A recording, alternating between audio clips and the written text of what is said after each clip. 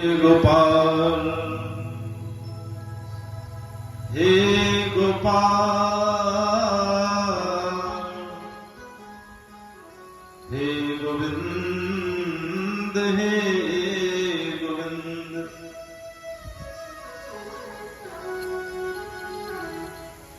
इधर महाराज कंस को अपनी मृत्यु का जब भय सताने लगा तो महाराज कंस ने क्या किया कि अपने गुरुदेव नारद जी को याद किया है। नारद जी का आगमन हुआ। नारद जी पूछने लगे कि क्या बात है महाराज, क्यों परेशान हो?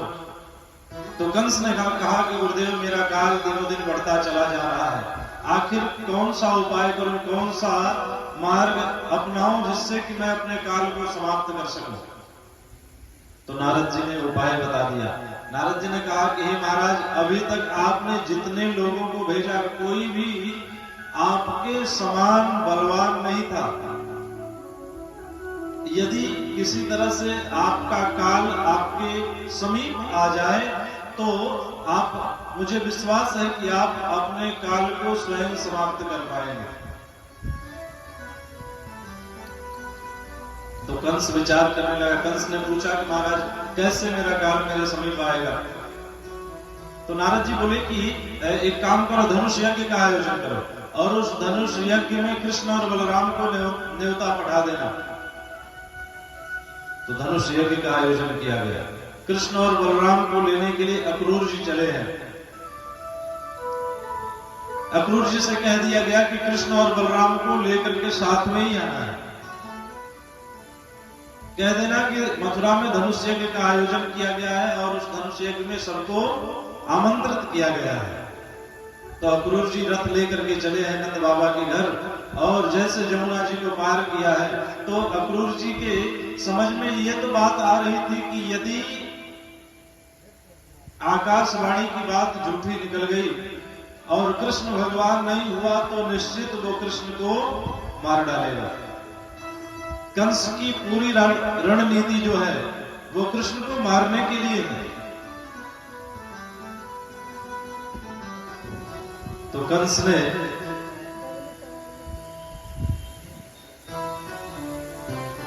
कंस के कहने पर भेज देते हैं अक्रूर जी को। अक्रूर जी जमुना जी को पार करके जैसे ही आगे बढ़े, रमण रेती में लेट करके भगवान को याद कर रहे हैं कि हे नारायण, अगर कृष्ण भगवान का अवतार नहीं हुआ, कृष्ण भगवान नहीं हुआ तो ये कंस मेरे लाला को मार डालेगा।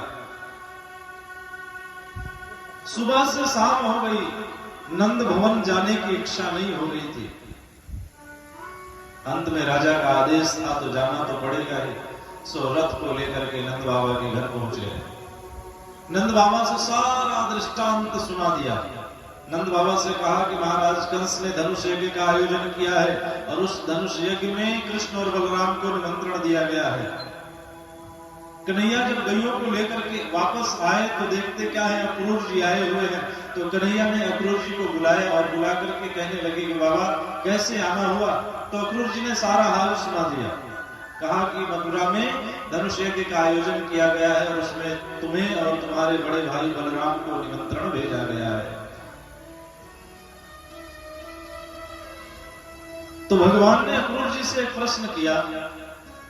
भगवान ने कहा कि हे काका, एक बात बताइए,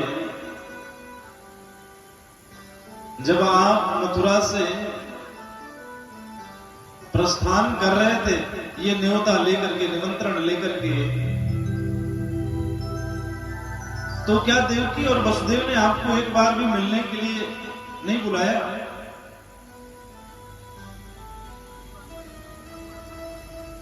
तो अक्रूर जी ने कहा कि मैं मिलने के लिए गया हुआ था उनसे, और जब मैं उनके पास गया ना तो देवकी ने बस हमसे इतना कहा कि जाकर के कन्हैया से कह देना कि अगर वो कंस को मार सकता है, मार करके हमको कारागार से मुक्त कर सकता है तो उसे यहाँ मथुरा आने की इजाजत है, और यदि कंस को नहीं मार पाए तो उससे कह देना कि आधी उम्र तो हम जेल में काट ही चुके हैं, आधी उम्र शेष बची है, वो भी कारागार में बीत जाएगी, उसे आने की आवश्यकता नहीं है।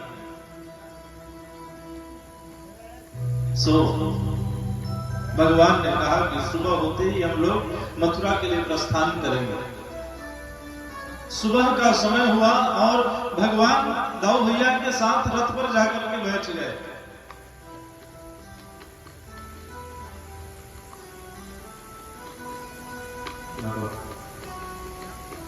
डब्बा बजा रहा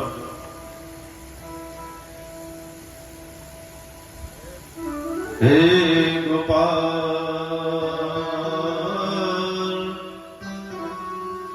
हे गोविंद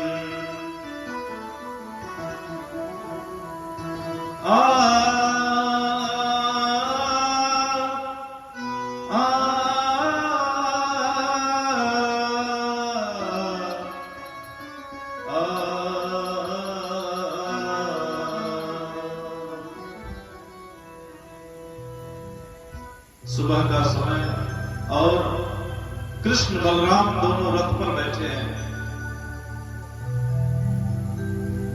अक्रूर जी रथ को लेकर के चले हैं और रथ जैसे ही नंद भवन से बाहर निकलने लगा, अक्रूर जी ने एक बात कहा कन्हैया से कि लाला एक बार अपनी मैया को पलट करके देख तो लो। लेकिन भगवान ने एक बार भी नंद भवन की तरफ मुड़ के नहीं देखा। भगवान ने कहा कि काका श्री, यदि आज मैं एक बार भी मैया को पलट करके देखूंगा ना, तो निश्चित ही मैं मथुरा नहीं जा पाऊंगा। रथ मथुरा के लिए चल दिया है। मैया पीछे से आवाज लगाती है, रे कन्हैया किसको कहेगा तो मैया। मैया पीछे से कन्हैया को पुकार रही है कि लाला थोड़ी देर नेक रुक तो जाओ। अरे अभी तो सुबह हुआ, थोड़ी देर के लिए मैं अपने गोद में तो ले लूं तुम्हें। अरे एक ने तुझको जन्म दिया रे, एक ने तुझको पाला रे कन्हैया किसको कहेगा तो मैया। भगवान का रथ नंद भवन से बाहर चला गया है।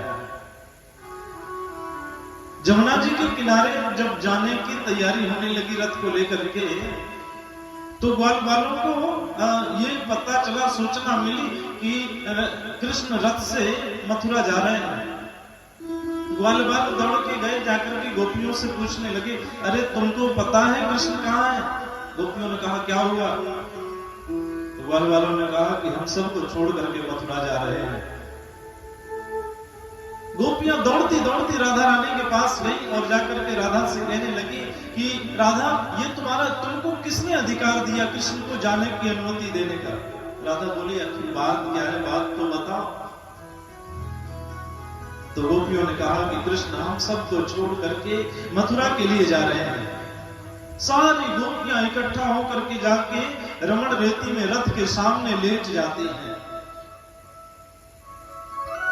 अक्रूर जी ने रथ को रोक दिया है और भगवान कृष्ण रथ से उतर करके गोपियों के पास गए। बहुत मनाया है भगवान ने गोपियों को। कहने लगे 3 दिन के लिए जा रहा हूं और 3 दिन के बाद वापस लौट के आ जाऊंगा।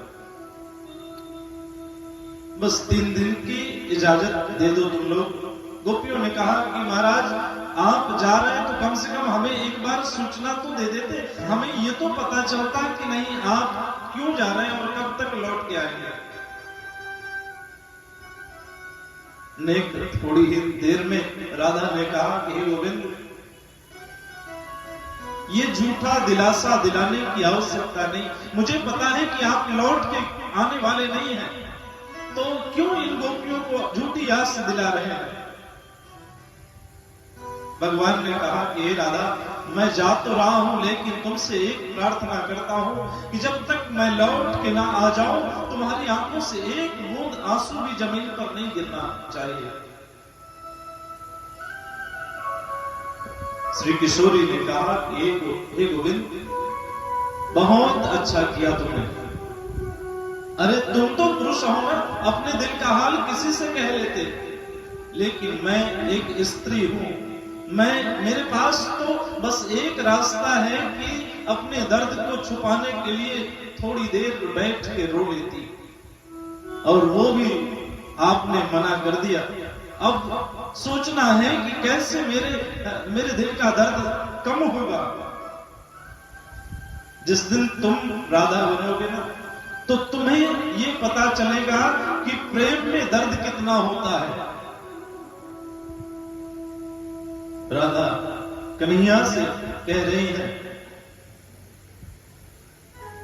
कि ओ सावरे